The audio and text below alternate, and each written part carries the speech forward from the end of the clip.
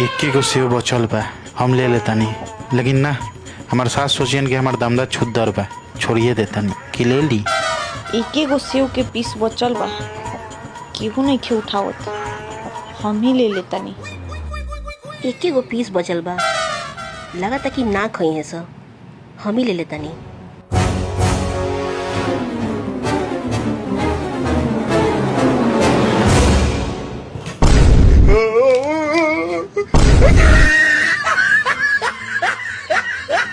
कनिया तारा लगे 2000 रुपया बा? ना मम्मी जी, हमारा भी रुपया कहाँ से? काहे बबुआ तो ना कमाला, तारा लगे पैसे नहीं खे? वो कहाँ देवेलन? कैसन तू मेहरारू बारू? एगो हमनी के रही सन कि मर्द के पाकिट में से पैसा चुरा चुरा के 2-4 हजार रखत रही सन। रउआ लोई के जमाना दोसर रहे, हमनी के जमाना में मोदी जी ऐसा कैलन कि हमनी मर्द के पाकिट से पैसा चुराइए ना पावे नहीं सन। काहे? मोबाइले में पैसा आवेला, मोबाइले से खर्चा होला, पाकिट में अइबे ना करे कि हमनी के चुराई सो। पहले का जमाना जा अब का करी, कपड़ा तो गिर गइल बा, घर में कोई हेलो ही नहीं खे। एगो काम करो तनी, कोई तो देखत हेलो ही नहीं खे, जाके उठा ले तनी।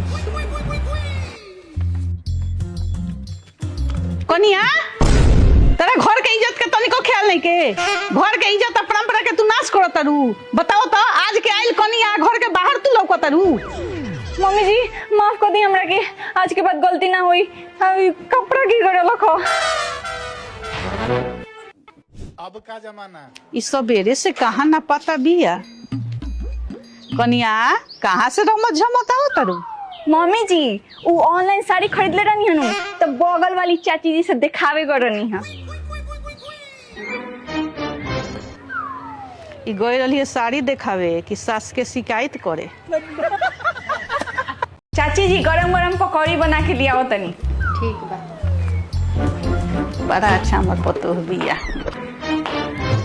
तनिको अच्छा नहीं खे, एक नंबर के करकासिन बिया। चाची जी पकौड़ी के साथ चायो बना दे तनी। कनिया बड़ा अच्छा बाड़ी, अब चायो बनई हन पकौड़ी के साथे। एक नंबर के झगड़ाई नहीं हो, एगो हमर बात ना माने, सारा काम हमरे से करावे ले। 2 आदमी के देखे ले नू तो यही न करे ले कि लोग ओकर बड़ाई करी, हमार शिकायत करी। मुँह पर काहे ना करनी है? मुँहवा पर शिकायत करी तो आधा घंटा में चल जाए तो नतीजा हमार न होई।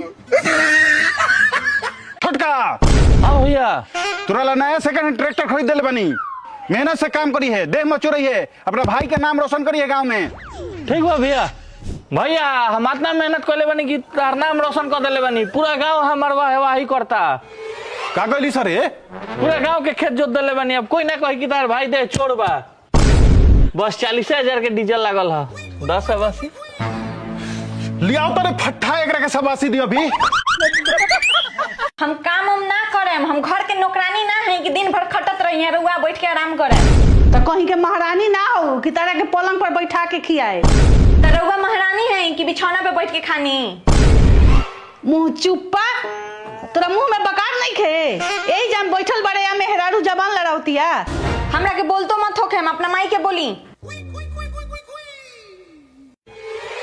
समझदार मर्द हुए होला जे केहू के तरफ से ना बोले, ना मेहरारू के तरफ से ना माई के तरफ से।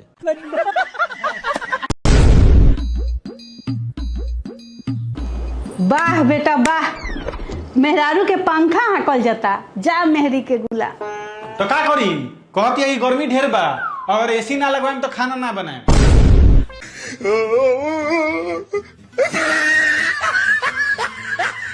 माँ इनकर तो बीपी पूरा लो हो गइल बा, इतना नीमक पानी घोर के पिए नहीं लेकिन बीपी बढ़ते नहीं। बुझाता डॉक्टर से देखावे के पड़ी, बिना देखौले ना ठीक होई। ए भाभी, हाईराम साड़ी ले ली। खबरदार हमार साड़ी ले, हम तो जब देखो तब हमार साड़ी लेवे के फेर में रहेली। रउर माई के खरीदल ना, हमार माई के खरीदल हा। बीपी ठीक हो गइल, बीपी ठीक हो गइल। भाभी हाई हमार कान में के रहुआ ले ली, अपन कान में के छोटका वाली हमरा के दे दी। एगो तो दे इतना भारी बा, ऊपर से इतना भारी गहना किन देले बारन राउर नंदोई। जरूर दाल में कुछ काला बा। ई हमार फेवरेट बा, हम ना देहम। अरे ले ली रउआ पर अच्छा लगी। का भइल का भइल? मम्मी जी कान में के अदला बदली करेला कहतरी। कैसन कान में के रे? ई तो कान में के तोड़ ना हो। अरे तू नहीं खू जाना तार दामाद किन ले बारन। अच्छा हो ठीक बा, कर ला अदला बदली कहती इतना तो।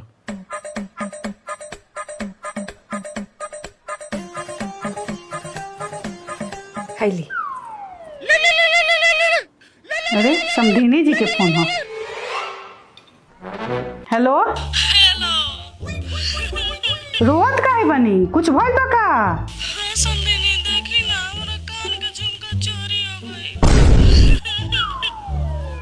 कान में के चोरी हो गइल बा?